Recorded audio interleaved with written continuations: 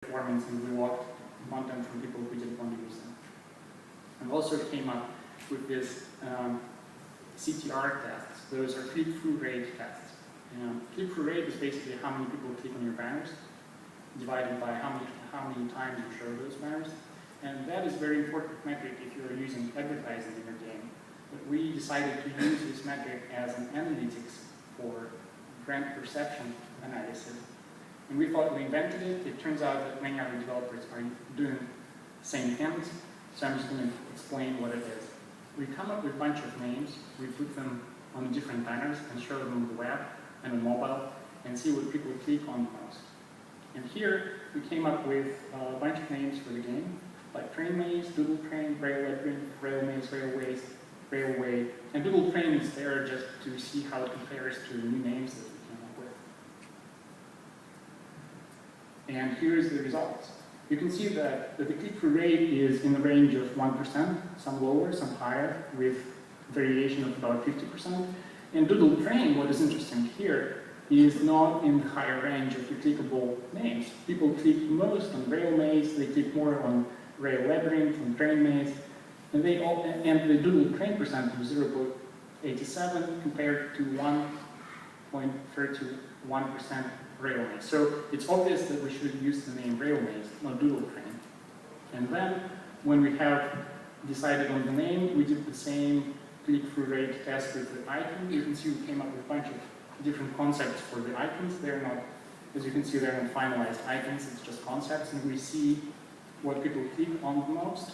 We find that the third one from the bottom is the one that people click on the most, which means that they like it, they perceive this icon better, and if they see it in the App Store, they're much more likely to click on it. And we also do the brand analysis, which is we just invite a bunch of people to our offices. We show them the icon of the game, don't tell them the name, don't tell them what the game is about, and ask them, what do you see in this icon? What do you think about it? What the game is about? If they describe us the concept of the game that we have, it's good. You hit your target audience. And we do the same with the name. We don't show them any other information. We just tell them the name. It's a different test group. They shouldn't see the icon. And they should tell you what the game is about by only hearing its name. If you pass both these tests, then you're on the right way with your icon. So with all this information, we decided to brand the game.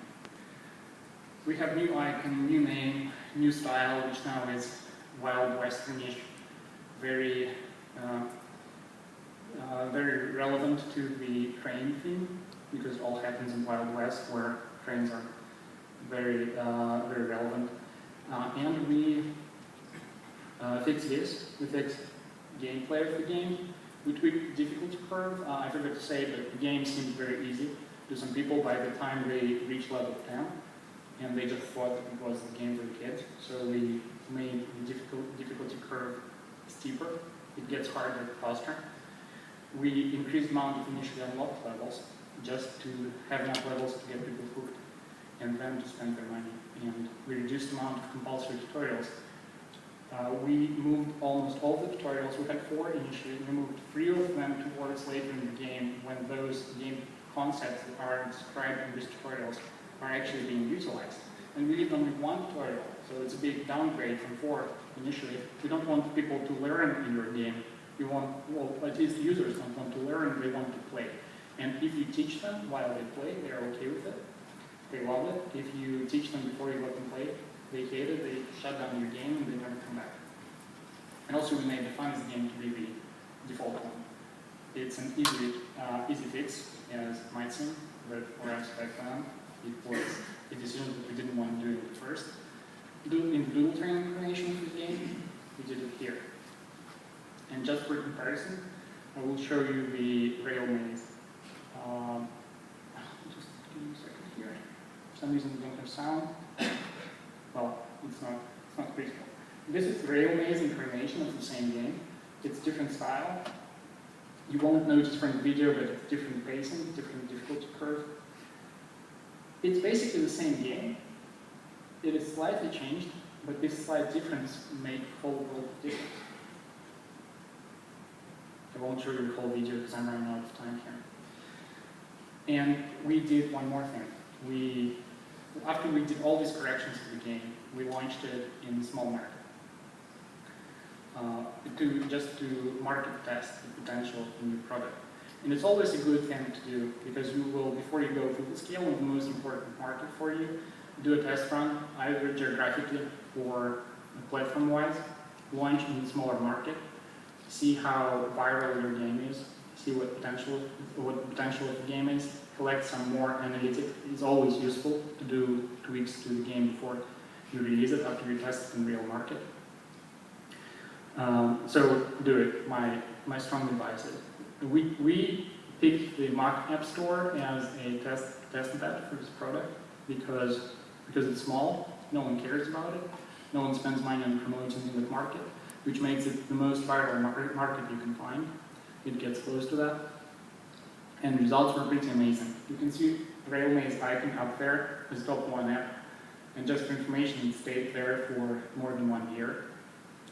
It's in front of TouchGrind, some tool for Facebook, tag for Google, Xcode, Twitter, Amazon Kindle, and Bubbleshootics on the position 15 there. It's another game of ours. We did the same with it.